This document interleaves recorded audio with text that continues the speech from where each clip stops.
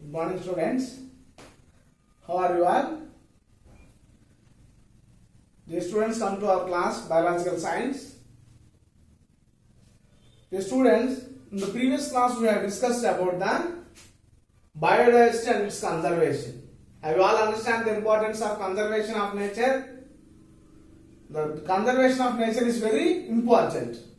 In this section, we are going to discuss about ecosystems, different ecosystems.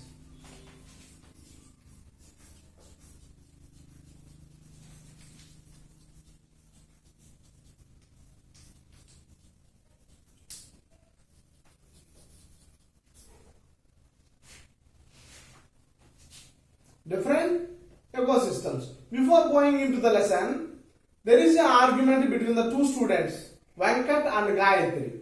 So Venkat is saying pond and forest are habitat.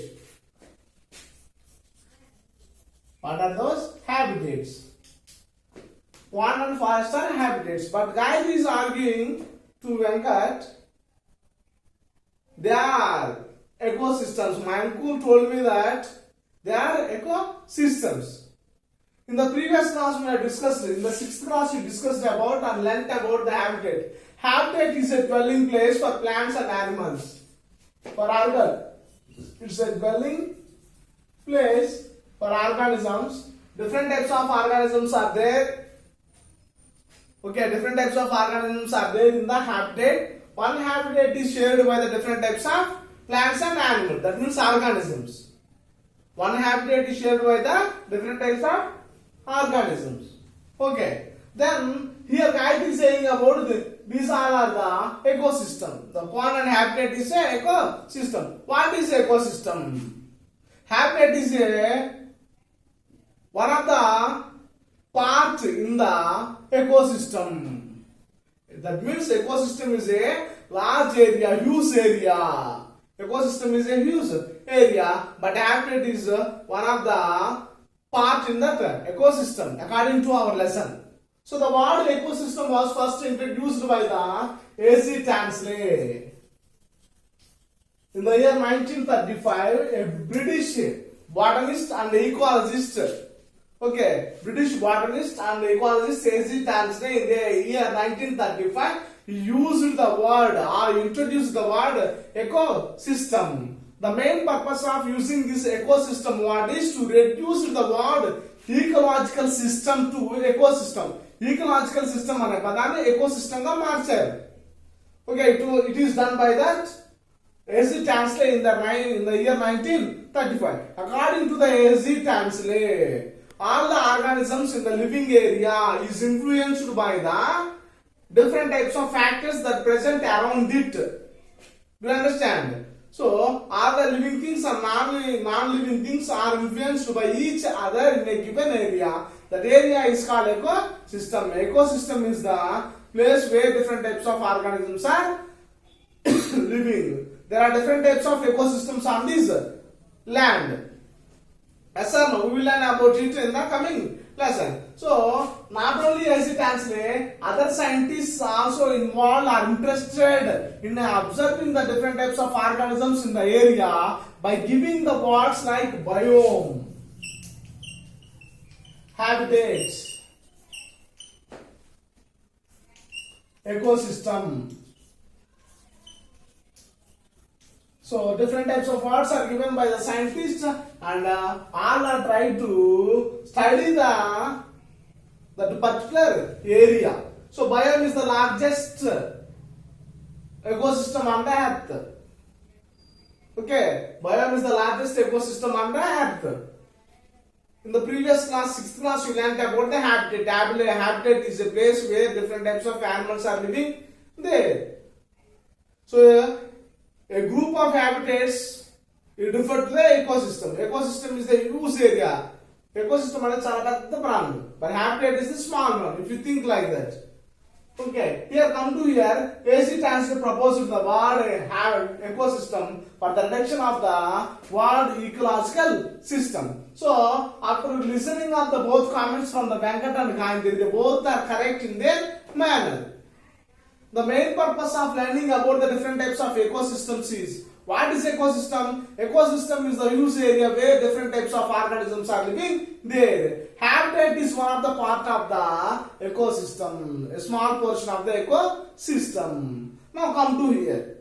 Here we are also know different types of ecosystems are present in this nature. Water as an ecosystem, forest is an ecosystem, desert is an ecosystem, mountains are ecosystem, polar regions are ecosystems. So these all are the different types of ecosystems. What is the main purpose of it? The ecosystem helps us to explain the type of organisms that lives in that particular place. For example, if you come to the forest ecosystem, tigers, lions, deer, leopards, cheetahs, okay, different types of wild animals, wild plants are present in it.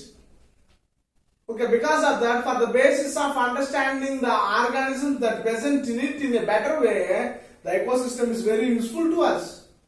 Do you understand? So, if we, here in this section, we are going to, as 8th class students, you are going to see or observe the ecosystem in a given area. Observe, our aim is we are going to conduct one activity. Observe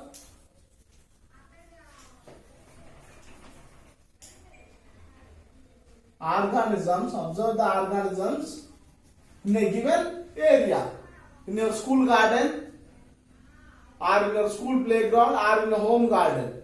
Okay, now observe the organisms in a given area, that is the ecosystem. So operators, so that means materials. Materials we require: measuring tape, thread,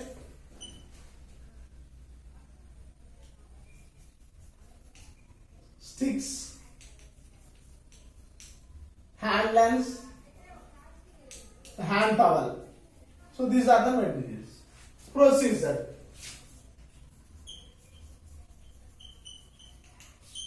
Here we are making a small ecosystem in a given area. Either it is our school playground or in the grassy area or beside the path, footpath. Okay. Here, procedure, the first one is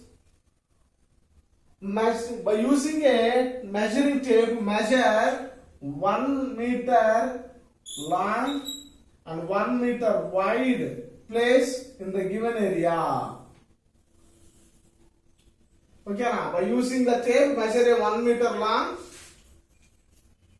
1 meter wide area and mark the edges with help of the chalk. And mark the areas, 4 corners with help of the chalk. And fix the sticks here and cover the area by using the thread. Okay. By taking the hand lens, observe the different types of organisms that present in it. What are the organisms that may present support in this school garden? The first one is grass will be there. Okay, cockroach, not that. Butterflies will appear to us. Okay, or flies will appear to us. Under the earth, earthworms will be there. Okay, these are the some of the organisms that we can see under the or in this given ecosystem. Okay, by observing this ecosystem, in an ecosystem there is a different types of organisms are living in that ecosystem. They are considered as biotic and abiotic components. Biotic and abiotic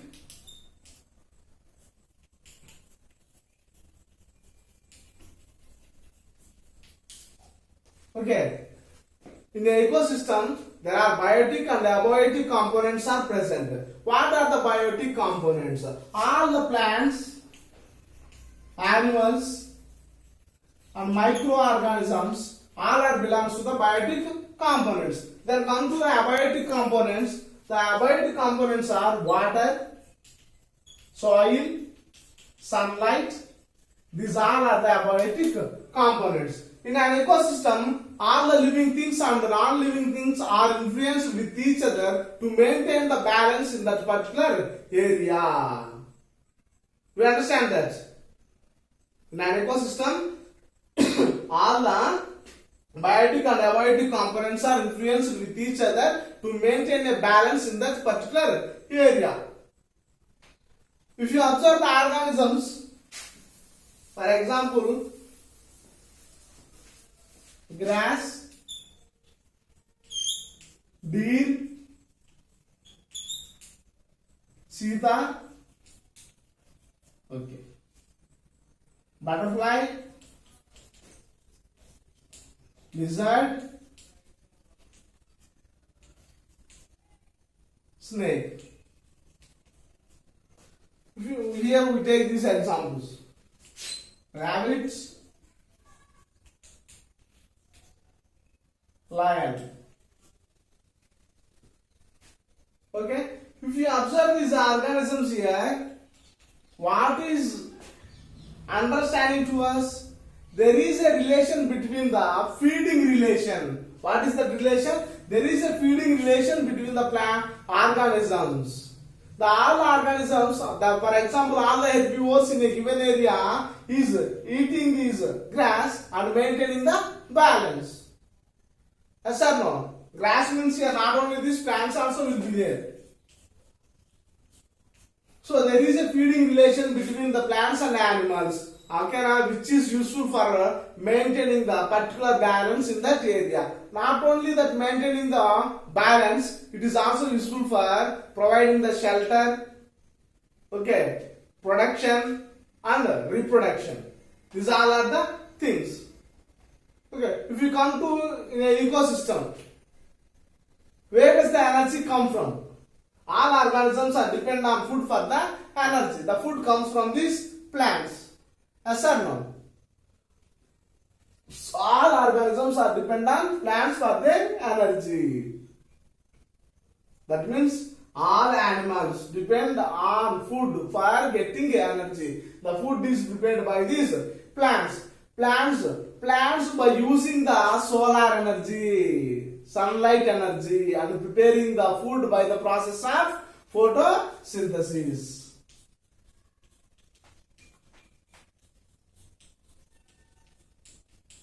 Plants by using the light energy from the sun and producing the food materials. The food produced by these plants is eaten by all these animals, and these animals getting the energy. Okay, these all animals getting the energy. If any animal did not eat these plants, don't you think that they are not dependent on animals? They eat plant-eating animals, herbivores animals. In that way, the energy is flowing in the given ecosystem. The energy is moves from one organism to another organism. I will explain about photosynthesis process. Plants prepare the food by the process of photosynthesis. Green plants containing the chlorophyll produce the food materials by absorbing sunlight and carbon dioxide, water in the presence of sunlight. I will write a definition here. Green plants produce food by using sunlight,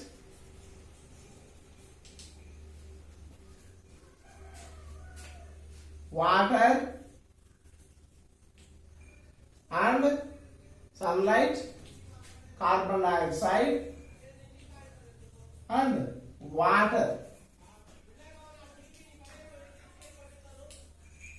in the presence of sunlight.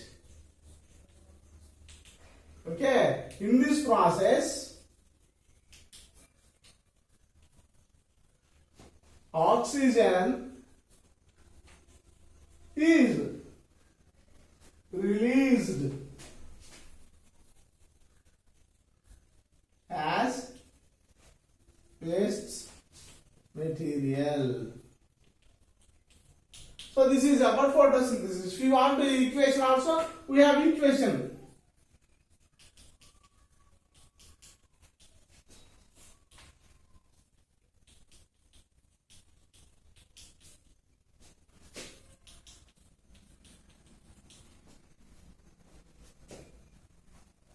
Okay.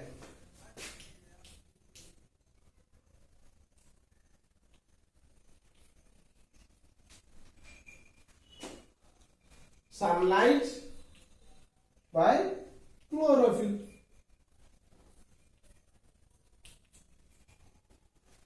Okay, green plants produce food by using sunlight, carbon dioxide and water in the presence of sunlight. So in this process, oxygen is released as waste material. I already told you that. Sunlight is the main source of energy in the ecosystem. Plants produce the food by trapping the solar energy and converting it to the chemical energy. All the animals that present in it ecosystem, by eating that animals, it gets energy. If the animals do not eat this grass, they depend on herbivores and they get energy. So directly or indirectly, all organisms are dependent on plants for their food. So the sunlight is the main source of energy in the ecosystem. Okay, so dear students, up to now we discussed that the word ecosystem was proposed by the A.C. Chancellor in the year 1935. So an ecosystem contains the living and non-living things, that means biotic and abiotic components, which influenced by each other and maintaining the stability in it.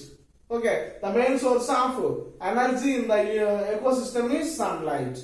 Okay, in the coming section we will discuss about the other feeding relations between the organisms and passing of energy from one organism to another organism. Okay, thank you.